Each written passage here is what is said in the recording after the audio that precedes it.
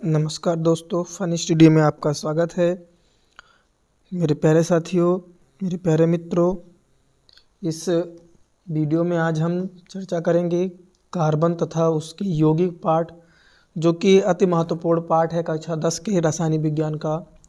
तो प्यारे साथियों, इस पाठ में हम आज पढ़ने वाले हैं कार्बन और कार्बन की जितने भी परिचय होते हैं या कार्बन से रिलेटेड जो क्वेश्चंस होते हैं उनको, और इसकी सीरीज हम 2-3 वीडियो में कंप्लीट करेंगे। तब तक इस वीडियो को आप अच्छे से देखें और समझें, और उसके बाद में आने वाली सीरीज को भी समझें। प्यारे साथियों, आपको बता दें कि इस वीडियो को अधिक से अधिक शेयर करें और ज़्यादा से ज़्यादा इस पर सब्सक्राइब कराएं हमारे चैनल को। और हमारे चैनल पे हर प्रकार की तैयारी भी कराई जा रही है। जैसे अभी तक हम लोगों ने सीटेट एग्ज़ामिनेशन की तैयारी किया गया। हमारे चैनल पर स्टैटिक्स जीके और हिंदी की क्लासेस बहुत अच्छे तरीके से चलाया जा रहा है, और साथ ही साथ में अंग्रेजी ग्रामर के भी महत्वपूर्ण क्लासेस चलाए जा रहे हैं। प्यारे साथियों, शुरू करते हैं। हम लोग ज़्यादा समय ना लेते हुए शुरू करेंगे। प्यारे बच्चों, आज का हमारा टॉपिक क्या है, पाठ का नाम जो है वो है कार्बन और उसके यौगिक। कार्बन तथा उसके यौगिक चैप्टर से प्यारे साथियों है, और ये जो है बहुत ही बेसिक टॉपिक है, बहुत बार पूछा गया है, इससे बहुत क्वेश्चंस आते हैं। देखिए, पहले इसका हम परिचय समझेंगे। प्यारे साथियों, इंट्रोडक्शन क्या है। जैसे पृथ्वी पर जीवन अस्तित्व के लिए ऑक्सीजन तथा हाइड्रोजन के बाद कार्बन तीसरा सबसे महत्वपूर्ण तत्व माना गया है। क्यों माना गया है मेरे साथियों? क्योंकि कार्बन एक ऐसा तत्व है ना कि जो उपस्थित हमारे आसपास उपस्थित सभी जीवों जंतु सब में पाया जाता है। चलते आगे देखते हैं। कार्बन का नाम जो है लैटिन शब्द कार्बो से हुआ है। कार्बन का नाम लैटिन शब्द कार्बो से व्युत्पन्न हुआ है, जिसका अर्थ होता है कोयला। यदि मतलब कोयले से क्यों कहा गया? क्योंकि कोयले में सबसे ज़्यादा कार्बन की मात्रा होती है, इसीलिए इसका अर्थ क्या होता है प्यारे साथियों? कोयला होता है। मेरे प्यारे साथियों, आगे चल के देखते हैं इसके बारे में। तो कोयला क्या है या कार्बन है क्या, इसको देखते हैं। तो पहले हम ज़्यादा कुछ डीपली जाते से पहले कार्बन में सहसंयोजकता के बारे में सीखेंगे। प्यारे साथियों, इसको पढ़ने से पहले मैं आपको बता दूं कि सहसंयोजकता होता क्या है, सहसंयोजी आबंध होते क्या। जैसे हमारा टॉपिक क्या है, कार्बन में सहसंयोजी आबंध।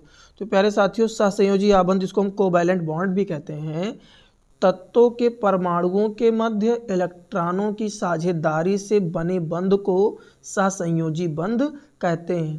प्यारे साथियों, जैसे कोई तत्व, ये जो हाइड्रोजन है H2 का, H2 मॉलिक्यूल की स्ट्रक्चर क्या होती है कि H के वाई कोष में एक इलेक्ट्रॉन है, 2 हाइड्रोजन परमाणु है, कोष में एक इलेक्ट्रॉन है।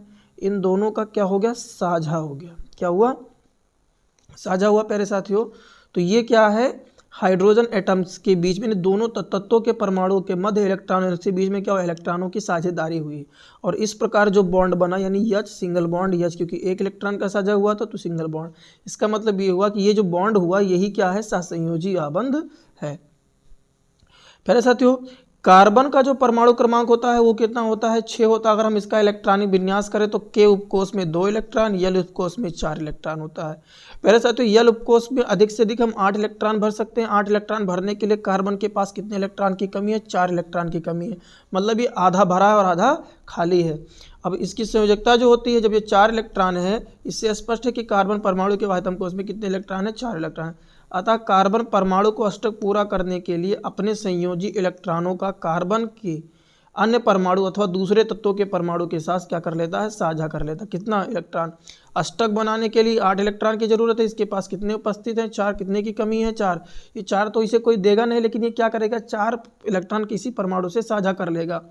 जैसे नाइट्रोजन से साझा करता है तो 3 इलेक्ट्रॉन साझा करता है। नाइट्रोजन से कितने इलेक्ट्रॉन साझा करता है? 3 इलेक्ट्रॉन साझा करता है। जैसे ये देखिए, नाइट्रोजन हो गया और ये कार्बन, इसके बीच में 3 इलेक्ट्रॉन साझेदारी हो रही है। 1 2 3 3 इलेक्ट्रॉन की साझेदारी हो रही है, और 1 इलेक्ट्रॉन इस पर अभी खाली है। तो अब इसी तरह से कार्बन की संयोजकता कितनी होती है प्यारे साथियों? 4 होती है। कितनी होती है? 4 होती है। चलिए आगे चलते हैं।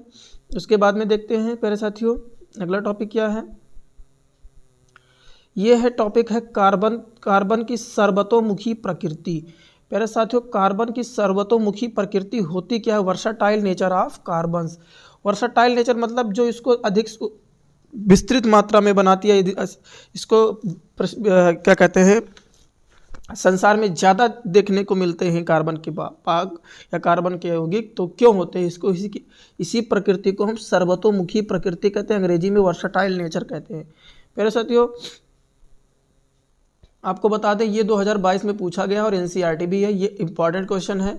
मैं इस सीरीज में केवल इंपॉर्टेंट प्रश्नों को लेकर के चलूँगा, और जितने भी प्रश्न पूछे जा रहे हैं या पूछे गए हैं या पूछे जाने की संभावना, मैं उन सभी को इसी सीरीज में लेकर के आऊँगा।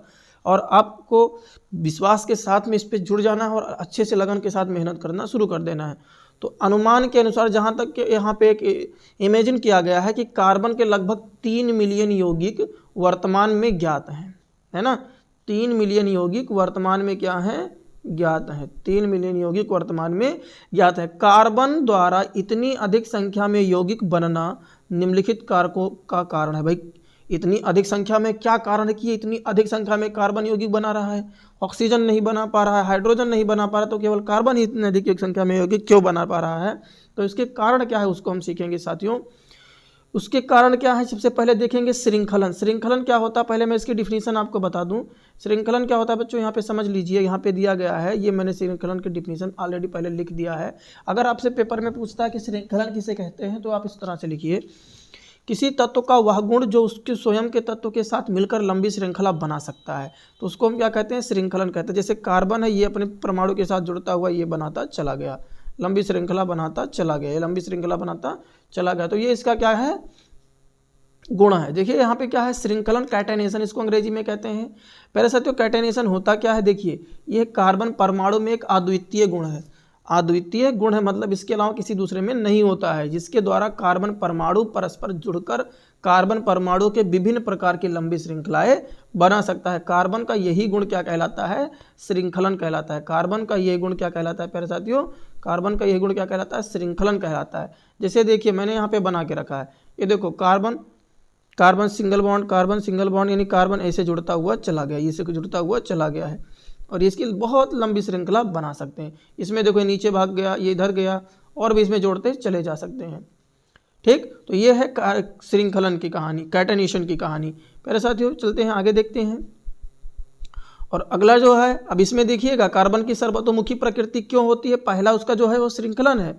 तो दूसरा टॉपिक क्या है, दूसरा है चतुसंयोजी, क्योंकि ये 4 संयोजकता बनाता। अभी मैंने पढ़ा चतुसंयोजी कार्बन, कार्बन की संयोजकता कितनी होती है प्यारे साथियों, 4 होती है। 4 देखिए 4 होती है, क्यों 4 होती है, देखिए यहाँ पे।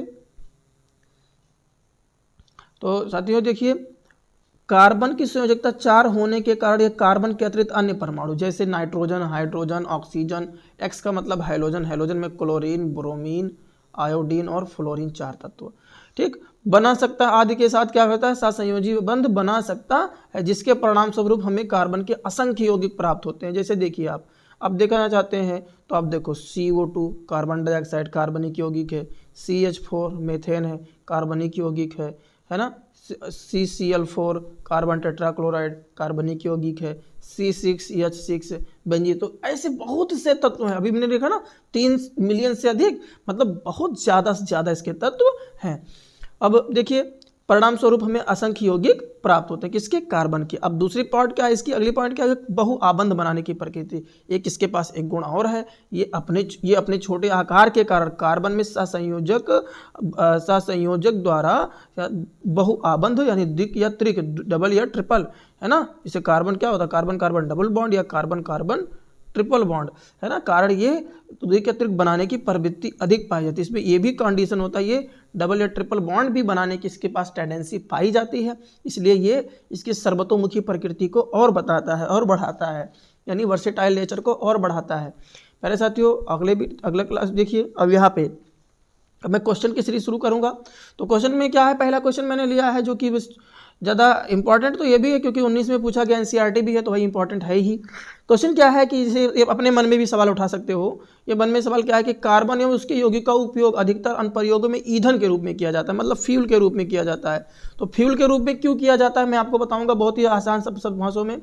जैसे कार्बन वायु मतलब ऑक्सीजन में से जलकर कार्बन डाइऑक्साइड तथा बड़ी मात्रा में ऊष्मा व प्रकाश ऊर्जा उत्पन्न करता है। भाई ईंधन से हम ईंधन का प्रयोग क्यों करते हैं, क्योंकि हमको ऊष्मा के साथ प्रकाश चाहिए, इसलिए ईंधन कर रहे हैं। तो अब हमें कार्बन क्या है, जो कार्बन डाइऑक्साइड के तथा बड़ी मात्रा में ऊष्मा व प्रकाशीय ऊर्जा उत्पन्न करता है। अब एक बार दहन प्रक्रिया शुरू होने के पश्चात कार्बनिक यौगिकों को हमको बार बार अतिरिक्त ऊर्जा देने की आवश्यकता नहीं पड़ती है, ना कि एक बार दिया फिर उसको चलो फिर ऊर्जा देने, यानी जलाना फिर से जलाना पड़ा, नहीं फिर से जलाना पड़ा, नहीं ऐसा नहीं है। अतः इनका जो उपयोग है वो ईंधन के रूप में किया जाता है, क्योंकि बार बार हमको एक्स्ट्रा एनर्जी नहीं देनी पड़ती। किसके लिए?